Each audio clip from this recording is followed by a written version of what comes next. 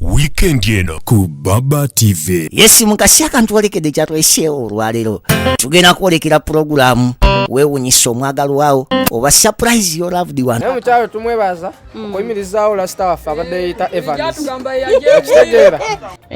Ekikulu omugamba ngukubire ku vidiyo tayagala naye ng'ennaku ezasooka yankubirangako ku vidiyo okitegeera naye ng'abeera busy ali up and down mu kamera nga tagira kuba namulabakoko mu kamera lumu kati nange bwe olunaku olwo nali maze okukola nga nakamala okukola kyamufaako bangi kale Hope Shifa sigenda kulimba nti oba kino na kino naye nga bangi bajja mu inbox yange naye sikitwalanga ekikulu okitegeera kati ye bw'abeera up and down nga tayagala nze nkoleki mukubire ku video nange mba seeguya okitegeera seeguya nti oba lwaserebu. Ono njogerako ne Chris Evans Omuyimbi.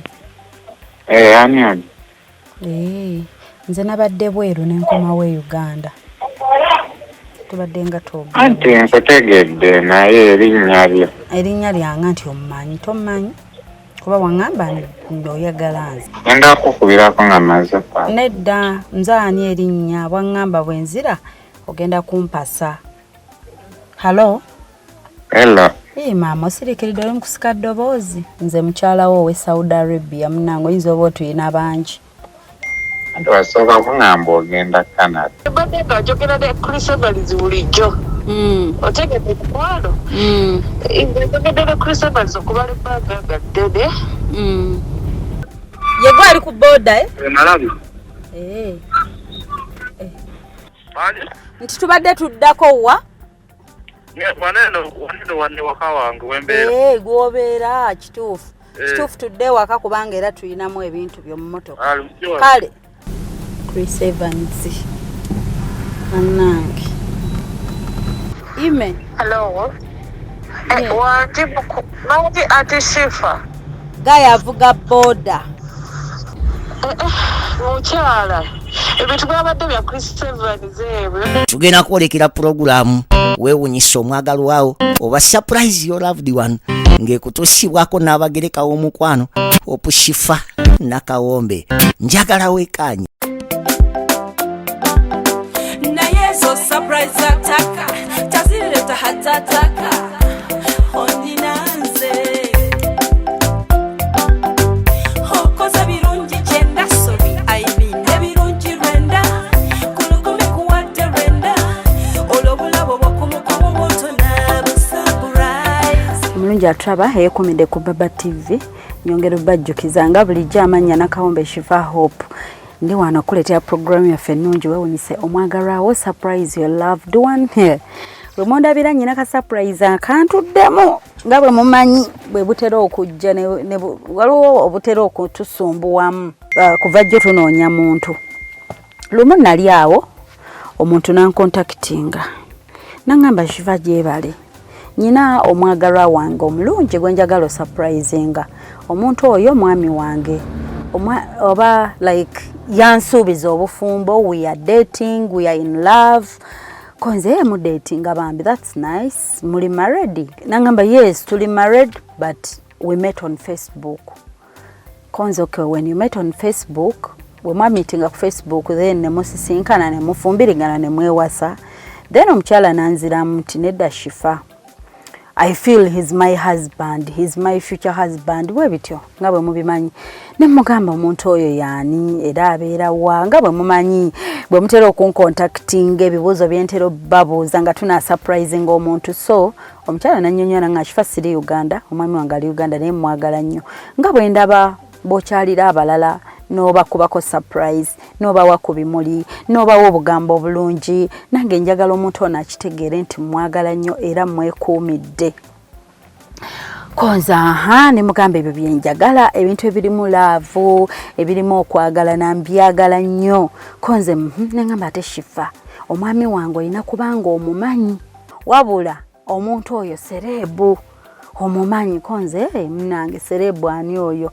Nangamba Chris Evans ye mwami wange gwe njagala nnyo. Ne mugamba Chris Evans nabeereeyo nga mufumbo nga tatwanjulyanga mukyala nangamba ye Shifa twasalawo tukikipinge tutyo twogereziganye tukwatagane konzoke mwasisinkana ye nti nedda tetunasisinkana naye yansuubiza obufumbo agenda kumpasa aninze nve ku kyeyo nkomewo era obudde bonna nzije Uganda ne mugamba wow nembeera excited kati mwe omukyala oyo bwannyumiza ne mugamba kati obadde oyagala ki nti Shifa mutwalire ku bimuli just omugambe I love you so much era nkwekuumiddeko nze Chris Evans no problem nja munoonya ate munange neewaayo kola surprise z'abantu neewaayo kola surprise z'abahero baffe abazira baffe abatukolera ebirungi nangamba naye Shifa tulina enamba yaffe gye twogererako ne mugamba namba ki kuba nange sina nnyo namba ya Chris Evans naye bwe nkeera nga munoonya tayinza kumbula nangamba okay kankuwe namba ne mugamba okusuubira nga bwe mmanyi Chris Evans nsuubira omusinkana within Kampala nga bwe mmanyi ntera obbabuuza omuntu ngenda musanga Wambalala Mbale Ruddawa naye okusinziira bwe yaŋŋamba nti Chris Evans ne mugamba yoyo tuyinza omusanga around Kampala oluusi mumuguddeko ali ku kivvulu mumuguddeko oba ali mu studio oba wa era wabaawo engeri so neŋŋamba okay kukubira Chris Evans kati omukyala nangamba okumanya njagala nnyo Shifa ankubira nangamba kati bagenda kunkyaza ku radio bweti mbandi awo nankena nga kati baby ngenda mu studio ku recordinga mbandi awo nankena nga kati baby ngenda mu kivvulu konzoke ne mugamba your love kubanga love is communication so if is communicating like that mnange that is love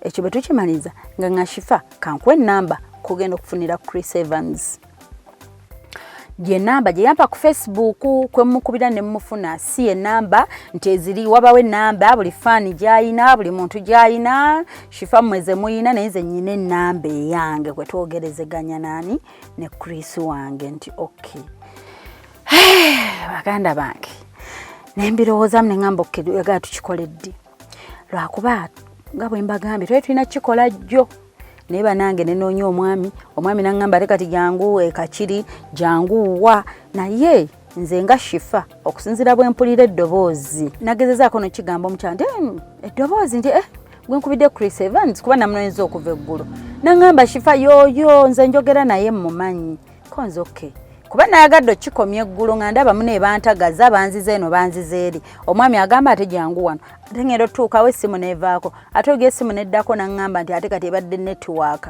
nengamba oba ngeri bino gye batera okugenda mu sheze zeewala nti network ebuze ne munoonya kati n'olwaleero tukeeredde ku kino kintu kimu tunoonya mwami Chris Evans gwe bampadde ku ssimu kubanga nze singa ndi wakunoonya nze gwe mmanyi mba mmanyi engeri gye ngenda omunoonyamu naye ndi mu kunoonya ennamba y'essimu gwe bampadde ku ssimu kuba bwe yampadde ennamba ne mbuuza wali ogeddeko ne Chris Evans ono ku video oba mwali musinkanyeko nga tetusinkananko naye ate mwami wange alina lwe yaŋŋaira lumu yankubirako bambi nga naye waali amasannyalaze gagenze nze ali mu nzikiza konze n'omulaba bulungi face ye nti amasannyalaze gaali gagenze nga ali mu nzikiza naye yankubira video call niŋŋamba okay so kati kanyongera okubira mbadde nkubira omwami kuva ddi nkuba essimu y'omwami ono bwangamba kati koloti kati olusembyo yangambye jangu ekakiri bonatuuka ekakiri ongambe nentuuka ekakiri simanyi bwe ninza bibanyonnyola the same person omuntu eyasooka yajja nangamba nja kusurprisinga Chris Evans nampa bulungi ennamba this is a different person nanga Shifa bwe nesetting anja kujaga surprisinga Chris Evans nampa ennamba njirina wano nga ya Airtel then ate ne wayite banga ne wajja omukyalo omulala ono gwendi mukolera kati bane mujja kungamba laki Shifa byonna obyogera nenga bye bituufu because singa oli yali ready mu banga tonandi badde namukolera nadda kubanga kandabe message zone yasooka yes message zone yasooka yancontactinga in December. It was 12th December and it was a Sunday. That's when she first contacted me. Eyasooka nga ngamba Shifa njagala surprisinga mwami wange Chris Evans. Era naye n'abaako ennamba gye yampa. then kati ate mbandi yawo nangamba nja kwetegeka nja kuddira shifa so mbandi yawo ate newajja omulala naye nangamba ate noliranga ga mukyala Chris Evans era nono nangamba nti naye ki mbu naye mukyala Chris Evans le naye agala mu surprisinga so ningamba okay naye kati yasooka kansooke muze ebbali kubeera nkyogeddeko lwansonga era agenda kundaba ng'era still surprisinga ani omuntu omwami Chris Evans naye kansooke nkubira omwami ono kuba yaŋŋambye nja kuddira gwe yimirira wano nkukubire tankubira simu so kati nze kammukubire kansooke mukubire tumufune bino biwanvu byanconfusing omutwe ŋŋanze naye kansooke mukubire halo halo jebaleko ssebo nyabo nawe jebaleko kale anti munnange kati sheekera ogenda kuddamu nkola ebyeggulo kubanga eggulo era bwazibye bwe buti nga nkunoonya oŋŋamba lindira wano nja kuddira essimu bwevaako ate bw'oŋŋamba netiwaaka ate ovuga ate otambula kati mbadde nsaba leero tukikutule tuleme kudda mu bintu bye bimu byajjo nkuwa obubaka buno bwe bantisse kubanga mu bintu ebimu bye bantisse mulimu ebyonooneka kati mbadde nsaba nkusisinkane kuba waŋŋambye ntuuke kakiri nkukubire wedda kkubire essimu sikufuna mbadde nsaba bambi nkusisinkane nkukwasa ebintu bino kuba kati ebimu byonooneka bwadde olina na bifuna jjo nga biri fresh yesebo kati sebo tukoze tutya kubanga nze wendi ndi mu kakiri ndi around ndi kakiri andiko mu maaso waliwo kino ekyalo ekisooka wano anti kati ngibadde ndi mu kuvuga nga nve eno sente naye nga nzira wano eno kikubampa ndi ku kkubo wano ku kkubo nga ku stage gwe wabadde tewali parking nembaako kati nembaako wempetako ku kikubo ky'ettaka naye gwe ŋŋamba nti buuza kino kyemba mbuuza nze mansobola okubuuzaawo ne bandagirira kuba obwedda kiro obwedda era ne bw'oŋŋamba nti kankusange wooli tojja ate essimu neevaako ne leero obudde buno bugenda kuziba nga tuli ku kintu kyekimu kati buuza abo ababooda bakulagirire wano ene mma batugera kwesinkana wano eno mbuuze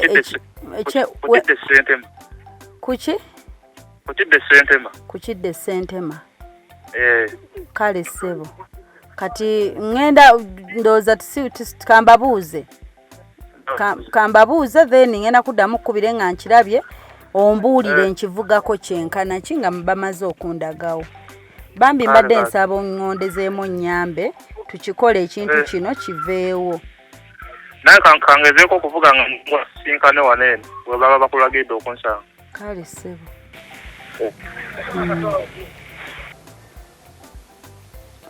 ery'eddoboozi nze mpulirira ddala kubanga eddoboozi lya Chris Evans ndimanyi temulimanyi eddoboozi lya Chris Evans mumuwulira lyeryo naye ayogeramu nga mpolampola katusabe bannange tumusange ate nze alina akayimba kano kenjagala ennyo keyanyimbira nti lya ku ssente okategede lya ku ssente zange ntono naye mukwano gwe bw'oba ozirya tezinnuma okamanyise makula kagenda kati sowaso nolya sifaayo okitegedde mutima gwange gugwoweka mukwano biiru yange kenja wensinga okwagala gomema omuntu okugaa nti lya buli biiru yange bw'ozirya tezinnuma kensinga munange okwagala nenzirako kanaaka katonda mukama gye wanzijananana ako nako nkagala nnyo kati nsange nange muneeku serebu wange atwikubiremu kapera kati so engeri gye twaweseeko ate ku kyettaka katuddeko ku main tubuuze batulagirire mukwano mubeereko temuvaako nange bino simanyi gye bigwera ninga mmwe abalaba nga bwe mubiraba obulabi nange bwe ntyo ndibbiweereza nga simanyi kiddako. We love you so much. Tulokalire tukyagenda maaso ne programu y'enganzi weewunyisa omwagalwawo. Jebaleko ssebo tubuuzaako ekidda ku Sentema ku Barracks Okay, kati nyinyi wajabira kubanga sente zetu. Okay, kati nyinyi kuno kwennyini wetuwetera ku mukono guno. Tuwete kuno omukono gwennyini okuli kamera. Kale tweyanza se. Na yeso surprise ataka tazireta hatataka Mukubire mugambe nti ekikubo tukirabe tolaba. This is yeah. Hello Sebo. Kani? Ekikubo tubadde tukirabye tuli ku kikubo kya Sentema. Tuwetedde kwennyini ne tujja munda tuyisiza gye batunda emmere ne tuyisa kyaki. Kati mukirire twesange mukuru. Nange ni mupayambuka wano. Nawe oyambuka.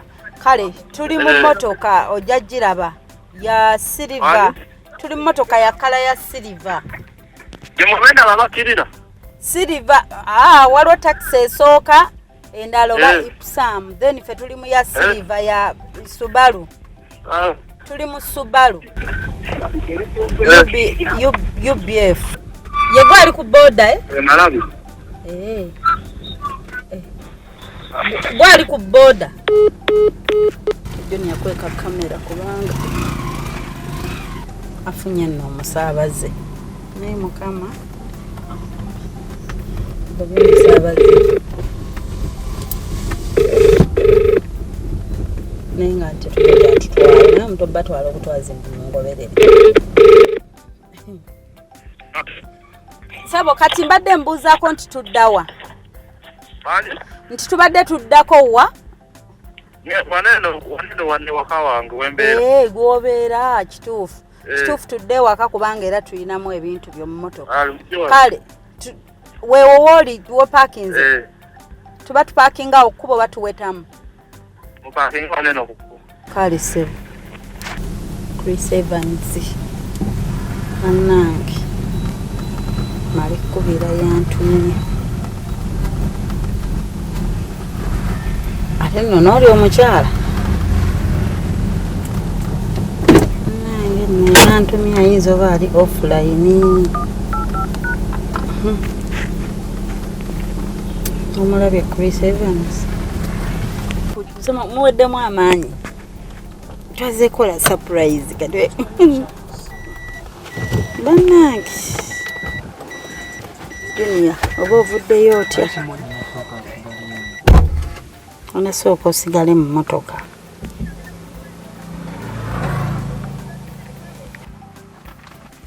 Mukama, insha Allah tulungi. Tusaba Katonda kibeere mwazi.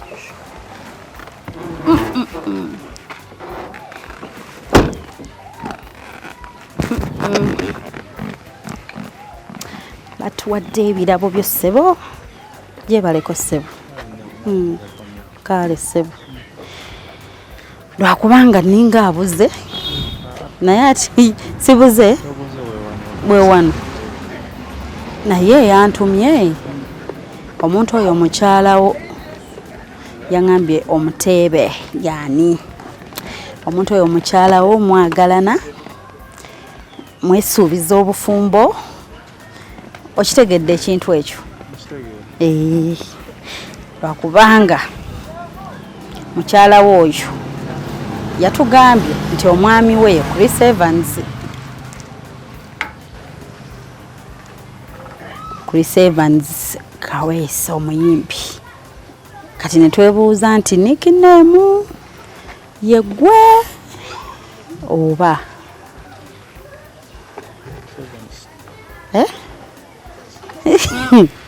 onyenyezaawo omutwe. Nenga ye mukyala we yatumye omutegedde. Tomutegedde? Oyina bameka? Oyina bangi. Ansa kyeyo. Ansa zo nga zimenya omutima. Abakyala bo nina bangi. Kati omu ku abo yaliwa.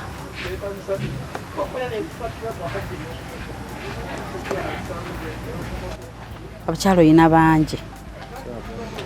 Boyina bangi. Toyinza kugamba nti yoono. naye maama ono watuukidde okuteekamu bino byonna at least maama Gugudde mu bintu. eyatutumye atugambye mbu tujja wa Chris Evans. tulokalire tukyagenda mu maaso ne pulogulaamu y'enganzi weewunyisa omwagalwawo. Kaweesi omuyimbi Mwana olinga nkwata kamera. oli ye muveeko kati olaba ensi yatabuka okitegeera. Mwana mugaje ko kamera. Nedda teriiko. Nedda bino betukwata kyokka tubikwatira girlfriend wo yekka tebiina gye biraga. Ama tebiina gye biraga. Kano just ka surprise kasi. Wamma gwe tosabeera awo n'oyagala bakwe surprise.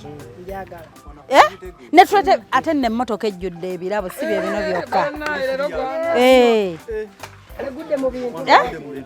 Okitegeera.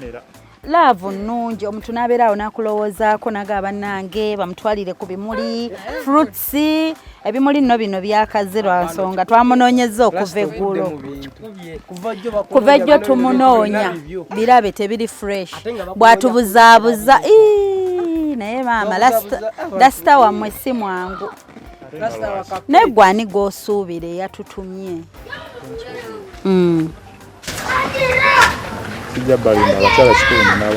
Abakyala bangi kati olemedde okuteebako nti y'ono naye lwakubanza awo wakyansobedde ye yatutumye wa Chris Evans kati awo katumukubire ku ssimu kati ate akoze atya agenda kola ki ene manju waliyo ekkubo nedda muleka mumukwasiza ensonyi kubo mumuyimiriddeko. Semakula keeke egenda kukumenya gira ogizaayo oggale luli oluggi kubanga teri kkubo.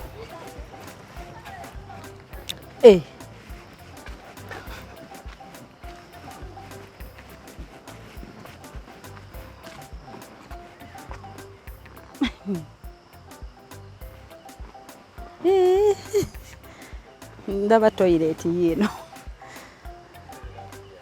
twetolole tuti naye bannaye omuntu abonyebonye ne surprise zino kati oli yamanyi mbu Chris Evans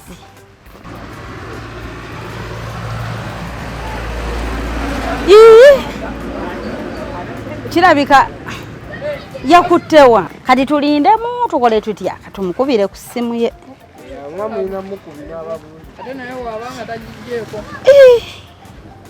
Kyemugamba eno mwafuukira ddala muti abantu temwagala kubalaga ku laavu kubawa ku surprise bangi abaki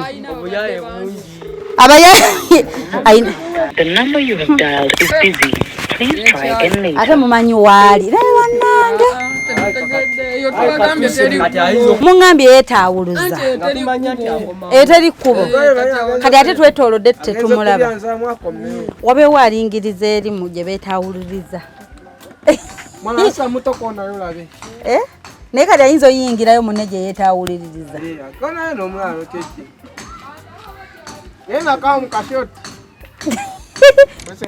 ono yani amannya ge mpamire bwomuyita mpamire lyo lyettuufu oba nalyo yeyise lya tikyampamire ye mpamire kati lwaki yeyita Chris Evans nammwe mukimanyiko nti ye Chris Evans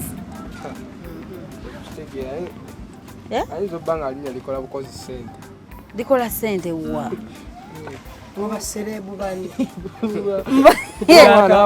mubaserebu banne ani serebu oyo rasta serebu luddawa mummwe nga serebu yani rasta musota abyanza omukuya n'ogamba man yango otimeko ndi wano ntusuleko kachiri ye rasta musota alimwana lya Evans ete tulitegeera erinnya nga likanga eryo mwe lya Evans temulimanyiko wala tulitegeera mpamire mwani Mpamire Joseph ge mannya ge naye mukoneko awo mukoneko kale mumayine jali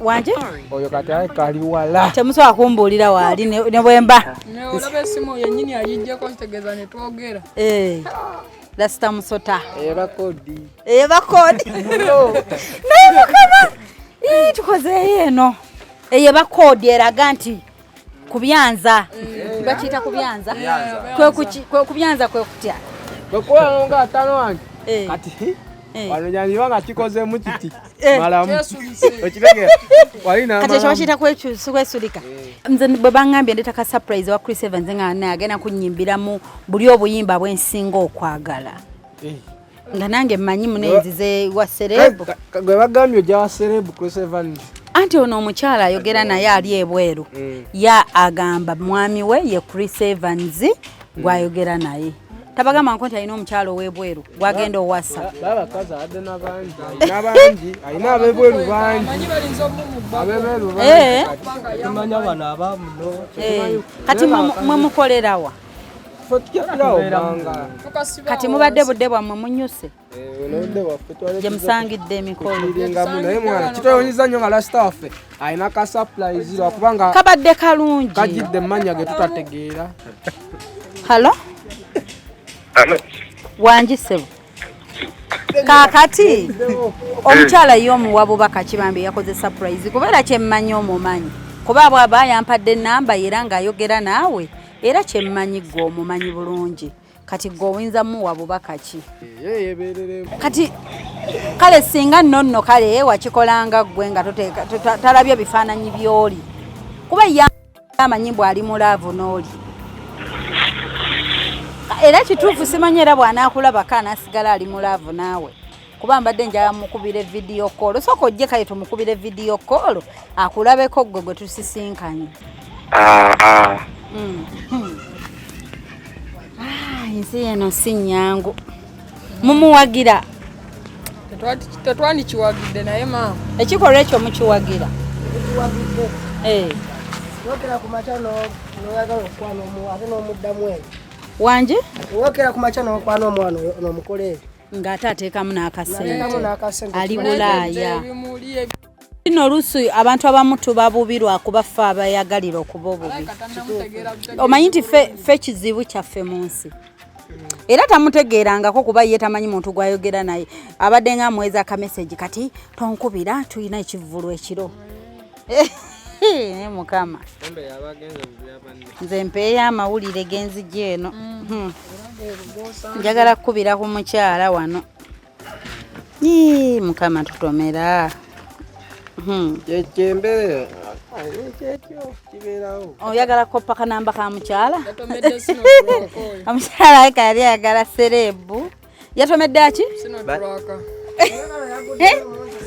bannaye abatalina amanyi era ngenda musaba ekintu kimu omukyala oyo Gwayitta omupowa muleke tumupowa katonda baawe ennyama bannaye abatalina amanyi katonda baawe ennyama anti n'amala agwa mu ngalo zo ogwo omukisa nkozesa bulungi aliisa buti ekifo kya foofu naye mulina ebigambo oba mubijjawa aba akubisibwa ate gwe wa geto yuti ozaawo geto ekikumba ky'enkuba nedda nammwe mugambye munyuse mbadde mukomyewo kunaabako mugendeko mujooge wanyuse nze nkyali ku mulimo laba ekikumba ky'okubye anti munange buli omu n'omulimo gwe nange kati nange ogwange si mwangu kati emisinde gye lwali tutandise ne musota mbadde nange nakugjamu obugato budde bali tubuuke emyala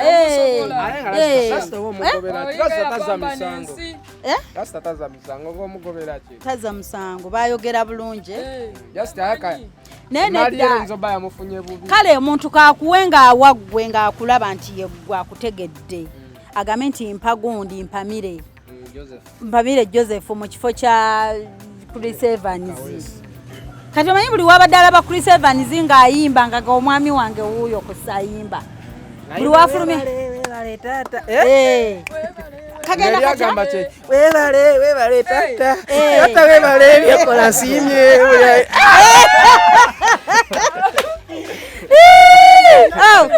maama Oli KAWEESI wa tabu naye. Ate nze alina kana kayimba kensinga okwagala. Era nabadde ngamba bane bantumye wa Chris Evans leero ngenda mukamusaba kanyimbire.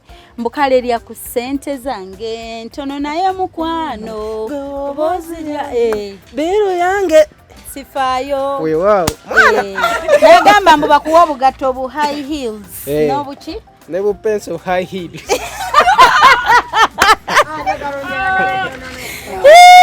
Gomanyo omuntu okuga nti biru lyange buli kimuli ayo. Akimanyi nti oyo rasta baade bamuwadde biru.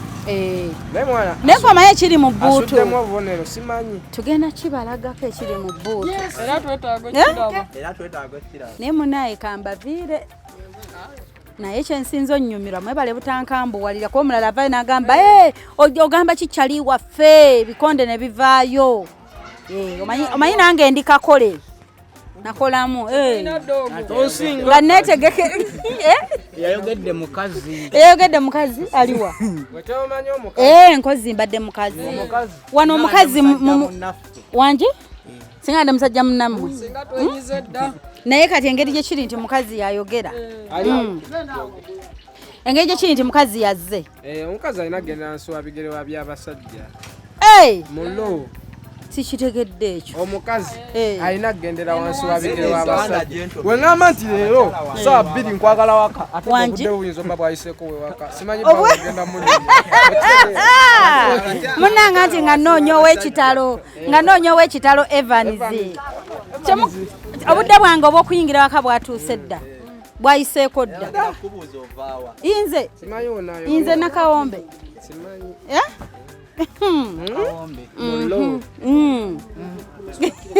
Erinnya zibu beddira toluulyanko munaye zaliina wawulirira Mpamire Joseph. Kati olaba Mpamire naye ate lino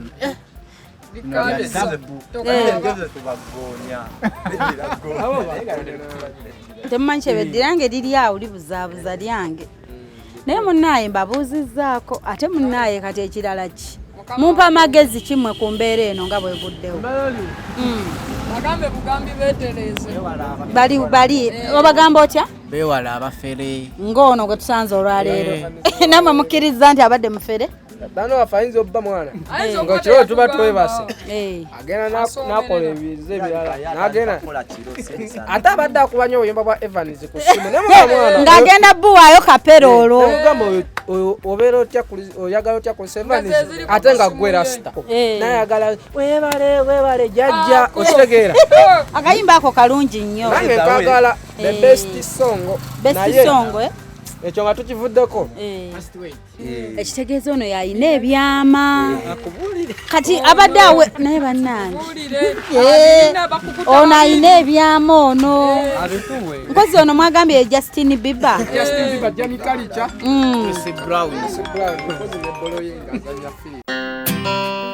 Tulokalire tukyagenda mu maaso ne pulogulaamu y'enganzi weewunyisa omwagalwawo.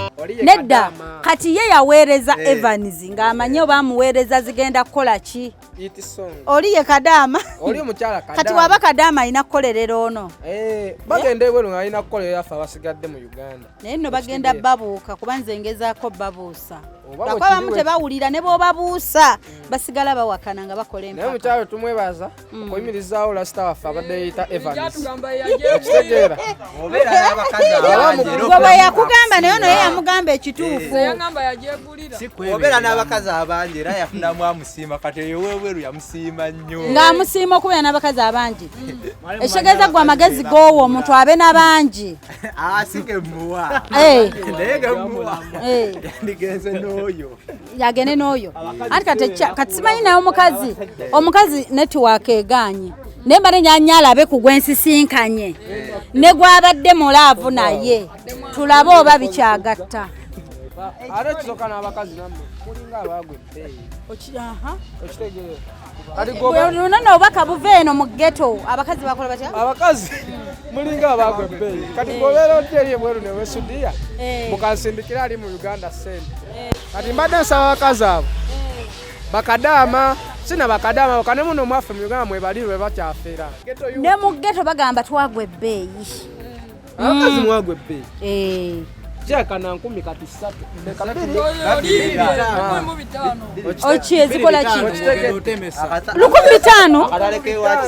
1500 lugawa. Kati nganze kale.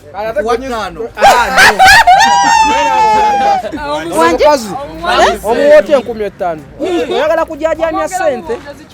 Wakati wa 10 ezo kasa kido. Ate abayagala ki? Sabuni walukaga ekirole kitandikibwako. Banenze bane mayenda kunyongeza. Agambye mbo omukazi ono muwote 1500. Nga manyage nagamba muwe emitwalo 5. Oyo mugogofu wanajja omuvuzi wa boda. Wanji tata. Osanga kazi comfortable. Keteze ne ketega. Kati ngana ojja. Namdiguli mujahidi. Ani yo machawulini. Mama mpumiddwa nze. Kati ngeze ku comfortable. Sikaye 5 zange. Nkawa. Ngena ku mujahidini. Namdiguli ngankuwa 5 zange. Kasa wano, kasa kido. Ante rate tusuka sawa dakika 3 ngongo byeyo. Basi kati mwana. Ekyo kitundu kikati ekyo wali ebyo. Obutundu mwe buli muno. Mumanyiyo. Ne kati gye mulaga.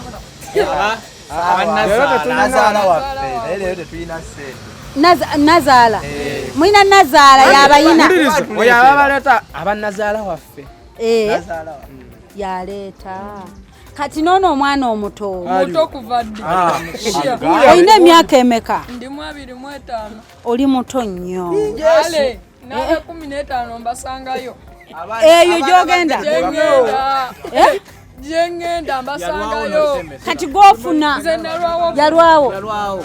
Kati gwaba agenda okufuna naye Mukama. Gwaba afunye. Yaba yenkana atya kale nga katona kakawala. Ekiriko sayizi ana nkaga kosangayo wanagenda situla. Gwe tofaayo. Olaba bw'ositula omuntu ng'akuzaala mama.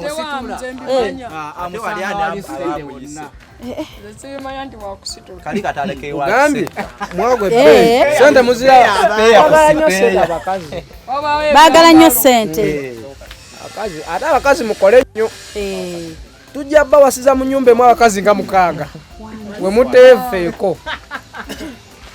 Mva wano salanzira wano va kukyeka cyana salanzira wano. Mwefeeko. Ova kuchitana kino dda kushano. Kuba wengena ne kufuna ku nusu 15. Ate nga nabyo olaja nyenyo bambi. Nyamba kale kola 15 nyongeza. Okitegeera. Togamba n'olukumi kiggwa. Daba omusanga talina kye yakoze osaga otukali nga bakusika no bagamba naye nammwe munveeko okitegera kati nosoko dali neweroza oderi nowodola nawe kenyini nowemodola noweraga nawe nowetega tweriyewo ate njagala munsomesezza ero kiba mwana wetyo magezi osanga emanga nga tupoye ndyose ne mbasanga nga temunnanywamu kamba siibule mwe kumpa lekityo edda mmanyi tunaaba tukyanyumiikiriza lasita musota nadda lasita musota kati engeri gye mumuzudde ne piki bagimukukusiriza engeri gye mumuguddemu ndowooza abawadde password neyitawo ne bagitwala egenda ebyo byaffe kale katubasiibule mwebale tuwa bubaka abakyala tubutegedde tulokalire tukyagenda maaso ne pulogulaamu y'enganzi weewunyisa omwagalwawo. eno fulaati badde munnange Evans nga abadde agudde mu bintu. Evans yasubiddwa. Pamire naye lasta naye namugamba lasta ndamukola n'omuwala omumanya gamba. Amunnyonnyole aveeyo bulungi yeerage ave mu kwekweka ate bannaye ogenda muwa amagezi amatuufu. Awo ajja bba amufunye. Munaye nange sinza leka bintu oli simufuna ku ssimu ate singa era ngambye mbibawe nandibiresse naye kati simufuna ku ssimu sina bwe mbireka naye kati mwe abatuwadde obubaka netumikkiriza kambaweko kasoda njakazaako oli yakutte bye yalina okukwata bibiri ebibalumya anti tekikutwala mangu ebibalumya omuntu mubugabane obwo nange ngenda buzaawo obuyina nnyinibwo nyina mukama wange mullo ge mazima sagala mbalimbe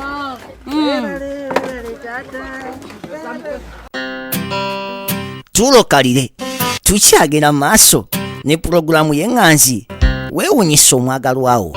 Immy. Hello. Mangi ati Shifa.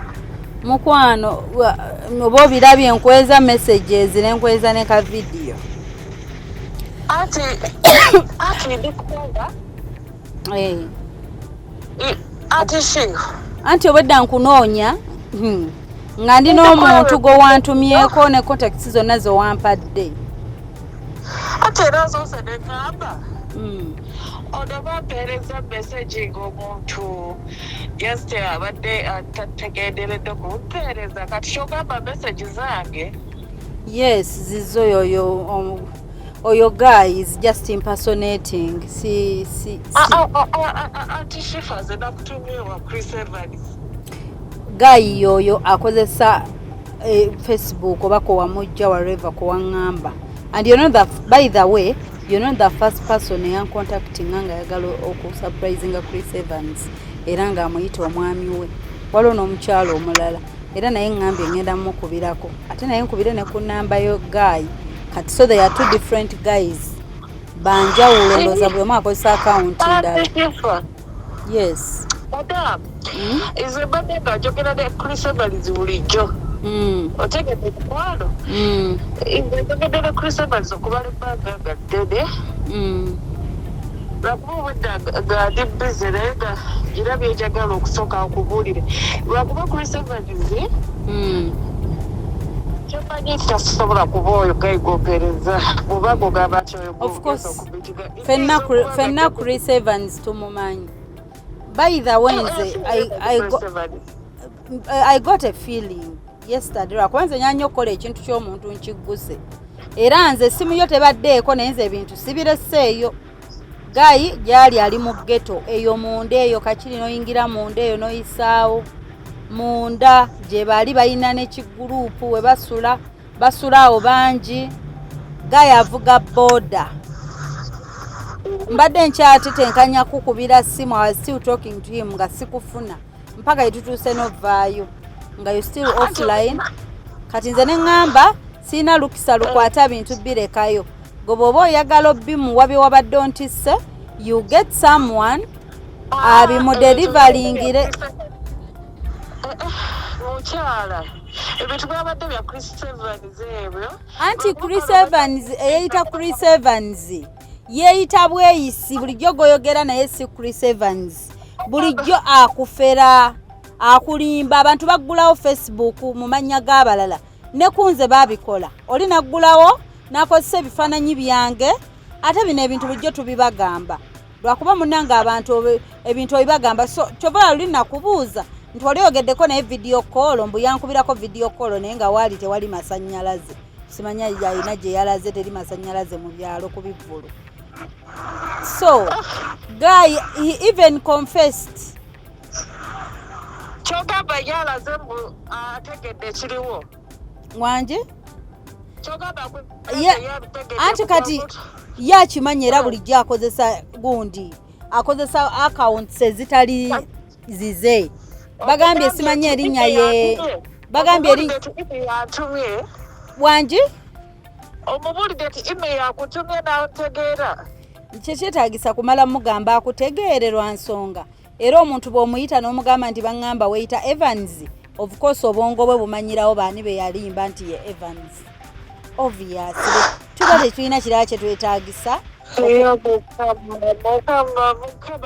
But I knew it okuva enakubuuza nti wayogerako naye video call oba buki mwemanyi. People impersonate. Obadde nga wamuweereza? Mbadde muwa sente zange kyokka zenkolaga muwa. Ng'abeera mu show buli ssaawa omanya ebyabayimbi, you understand? Ng'abeera agamba kati ndi wano kati ate ndi ne bakyali bange kati akyali busy nja kwogera naawe ekiro. jukira nange misimu ne babwebbi kati gala akoze biki ebyo ebyo naye tuli bisiru era ekyo era bakutuyimbirira mu bakadaba tuli bisiru omwani eri mu kunjo kyanabonaabonera oyo omusajja wa boda bwompeereza yafaanana bwatyo simanya Mpamire Joseph oba Mpamire Joseph oyinde enseeragamu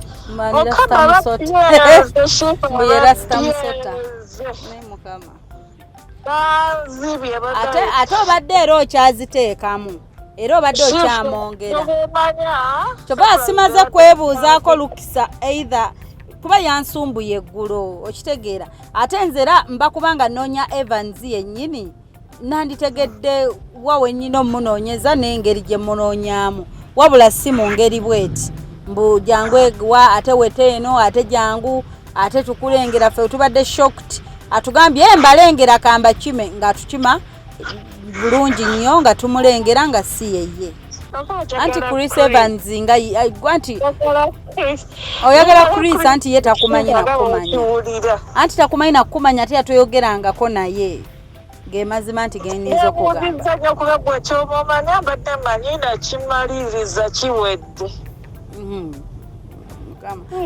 kati ekyewuunyisa ngenza okukola surprise yo ngera nyina omuntu omulala eyancontactingako nga naye ayagala ku surprisinga Chris Evans. She's in Saudi Arabia. Yancontactinga naye nangamba nja kuddira kamale kwetegeka. Nemugamba naye oyagala ku surprisinga Chris Evans bamugamba ku namba kwe mwogerezeganya ne Chris Evans nampe namba. Kati as I was waiting antudde mmotoka nindo oyo guy atulagirira biki nengamba nono kamukubireko kwene namba eyita Chris Evans era nabyo nayo jammulaba kuba naye yennyini muyayi omanya omuntu asobola okubeera omu abantu ne bagulawo akawunti nga 7-8 nga baferera mu linnya lye guy yadduse nze ngambye simuwa kintu nakisirekawo kintu nakimu mbuno mbimulekere era ebintu byongawo wabinti kambiina just nyinawo abaana bengabiddeko kasoda but I will replace it sukaali omuceere toyinza kungamba nti toyinayo omuntu wo yenna bw'omuwa kasukaali ako n'akanywa n'omuceere n'agulya wabadde ompadde essuuti eri wano essuuti woba oyinayo omuntu wo tusobola ogikyusa mu sayizi etuuka omuntu wo oba instead of a suit ne tuweereza omuntu wo gomesi n'agyambala n'akusabira n'emikisa osinga okuddamu ebyo kati nga lwaki mbuno ffe tubirya kubabaza owulira piki ya mukama wange eyengedde kuba atambulira ku guno ku baiti oguneneye kati tetugenda okukola shifu agenda ku inboxinga ennamba y'omuntu namba ya maama ole banaye kale singa surprise ati maama abadde nindaki nga nina sente nyingi wene omari badde nkyaliyo sigaba kutuuka kujja kati badde soso oyo dwene mutegekere maama naye kati kyetugenda okukola shifa ebyo bintu ogenda okubitwalira wa maama sibya surprise just genda kuwa details mu inbox yo ate bwaddako wano obitwalire wa maama kitegeera kituuseeko muna ebyo kasita otegedde amazima ate nja biteekayo but I will not use your photo mbadde nkusaba ompe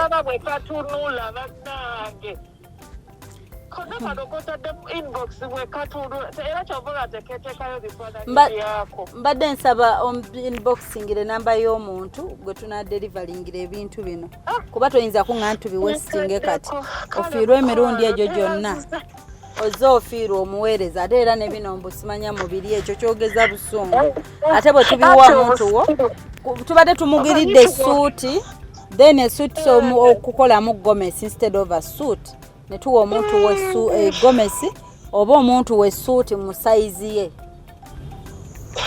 maama alina kojja gw'abeera naye kale then mpa contact kati mpa contact nkola arrangements engeri gye bigendayo ebintu. Beyaziza maama. Tulokalire tukyagenda maaso ne pulogulaamu y'enganzi weewunyisa omwagalwawo. Bannange bino nabyo webityo bwe bigenze. So kati coincidence yajja nti ono Immy bwatyo yatutuma eri Evans. So kati awo wenyini nendowoozaamu neŋŋamba nti waliwo era omulala eyatugamba nti naye ayagala tumukubirire Evans. Neŋŋamba kankozese time eno yennyini nkube ku nnamba gye yampa ng'agamba mbu nayo ya Chris Evans era naye baagalana. Neŋŋamba nayo kanjikubeko. So kansooke mbateereko ebigambo bya mwana muwala oyo naye ng'atutuma eri Evans, then nkuteereko phone call ya Evans. Okushifa kibaleko mukwano kansubira oli bulungi ndi Saudi mukwano. Okushifa managwe kati waliwo gayi kyenina mukwano ninjagala bambi omunzuulireko, just omunkubireko simu oba just nkusindikireko ddoboozi ye, just omunimbireko omugambe nti oba nze Joy oba nkomyewo oba just I want to meet you oba njagala nkumiitingeko oba njagala bambi ate gwe kirabika omanyi ddoboozi ye bambi njagala omunzuulireko mukwano okitegeera. Kale bambi twogera naye kati njagala omunzuulireko. Simanyi oba akozesa bukozesa akawunti y'ono oba akozesa bukozesa namba y'ono. Simanyi mukwano, simanyi twekubira ku video ku Immy naye kati sirina budde bumwetegereza. Okitegeera mukwano. Kati ennaku zino aŋŋamba abeera busy, abeera up and down okitegeera. Ninjagala bambi just omunkubirireko simu omunzuulireko.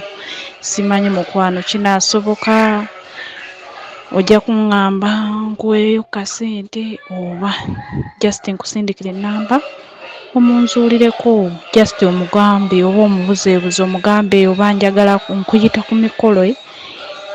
Kati ate gwe omanyi shifa kirabika gwe omanyi n'eddoboozi ye just kati ono gaye animba mbu ye Chris Evans okitegeera mukwano ansindikira ennyimba twogera naye nansindikira audios biki kati juzi yaŋŋambye ngende ku messenger ye ndabe mbu ali live okitegeera yabadde zite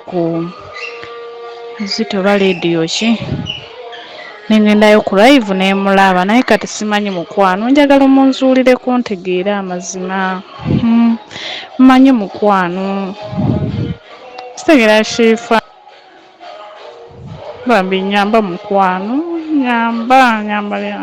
nyamba shifa mukwano oba tomugamba oba linnya naye nga wasiza otya kansubira oli bulungi mukwano.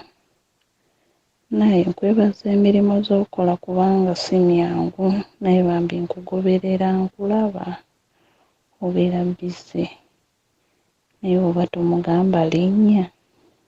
Ekikulu omugamba nkukubire ku video tayagala naye ng'ennaku ezaasooka yankubirangako ku video okitegeera naye ng'abeera busy ali up and down mu kamera nga tagira kuba namulabako mu kamera lumu. Kati nange olunaku lunali maze okukola nga nakamala okukola jjukira yankubira video nga baboosi bange weebali nga saagala kale kulabika mu kamera nga baboosi weebali n'aŋŋamba toyagala kundabikira mu kamera okitegeera toyagala kundabikira mu kamera onkwekozo neekweka toyagala nkulaba biki kati okuva ku olwo ye tayagala kunkubira video okitegeera tayagala ate we mugamba nti nkukubireko ngamba ali busy biki ebyo kale sibitegeerana bitegeerana sibitegeera mwana gwe sibitegeera mukwano naye nga byebyo leero sikyamufaako bangi kale Hope Shifa sigenda kulimba nti oba kino na kino naye nga bangi bajja mu inbox yange naye sikitwalanga ekikulu kitegeera kuba waliwo omuntu eyajja oyinza ogamba nti oba kwogera oba akola ki okitegeera kuba fe ab'ekyeya ab'okukyeya abaana batwogerako nnyo twesiba kuba serebu biki kati nze oyo kati ye yeeyita Chris Evans we yayogera nti ndi serebu era lowooza nti oba ngenda kugwedibana nkole ki mbeereko nga bwe yafunye serebu biki okitegeera nze namulaga nga atabiriiko okitegeera namulaga nga atabiriiko ne mugamba mwesoma nnyo nti ffe abaana b'okukyeyo tubaagala nnyo naye tetubaagala nnyo kisinziira mutima gwa muntu okitegeera kati ye bw'abeera up and down nga tayagala nze nkole ki mukubire ku video nange mba seeguya okitegeera seeguya nti oba lwa serebu seeguya okitegeera kati nze wabeera awo nze nayogera nange nangira bwati naati alowooza nti oba kale okushifa byebyo tulokalire tukyagenda maaso ne pulogulaamu y'enganzi weewunyisa omwagalwawo ono Chris Evans twankubidde ono njogerako ne Chris Evans omuyimbi ani nze nabadde bweru n'enkomawo e Uganda nijjo twogeranga ku Facebook nenga gwani anti gwe waŋŋamba gwe Chris Evans tubadde nga twogera anti nkutegedde naye erinnya lyange nti omumanyi tomumanyi kuba waŋŋamba nti oyagala nze kati oba oyagala nze era omumanyi erinnya ngenda kukubirako nga maze nedda nze ani erinnya waŋŋamba bwe nzira ogenda kumpasa waŋŋamba bwe nzira e Uganda ogenda kumpasa ankusindikire message ku WhatsApp tompa message twogere nkubye ate ndi Uganda waŋŋamba onjagala bulijjo nkubirangako ng'ogenda mu studio nompaka message ng'ogenda ku show noŋŋamba nti nno tweyagala kati nzaani nteeba wanje hello maama osirikiridde oli mukusika ddoboozi sisika ddoboozi neewuunya kazannyo kontadde naye Chris Evans kale yenze kale kankubbireko nze mukyalawo owe Saudi Arabia munange oyinza oba otuyina bangi nze owe Saudi kati nze owe Saudi kale akuba erinnya lyempedde mu mutwe naye yange nze omuntu gwe wagamba nti onjagala anti wasooka kuŋŋamba ogenda Canada kati ninza kulabako ntya yegwe wanje yegwe si yenze ngenda wandisose nonindamu ngenda nedda bulijjo wandago missing era ne mmala nkomawo oyinza osanyuka ennyo kati wendi nakomyewo ate olaga tolina budde bwange anti munaye kisinze gwankubidde nga ngendamu eddakiika 2 nkukubire kyeza bulijjo nnimba nindamu eddakiika 2 nkukubire kale mpaayo akapera ngambye empaayo eddakiika 2 nkukubire obadde oli mu kulaba Opishifa na Kawombe tusinkane nate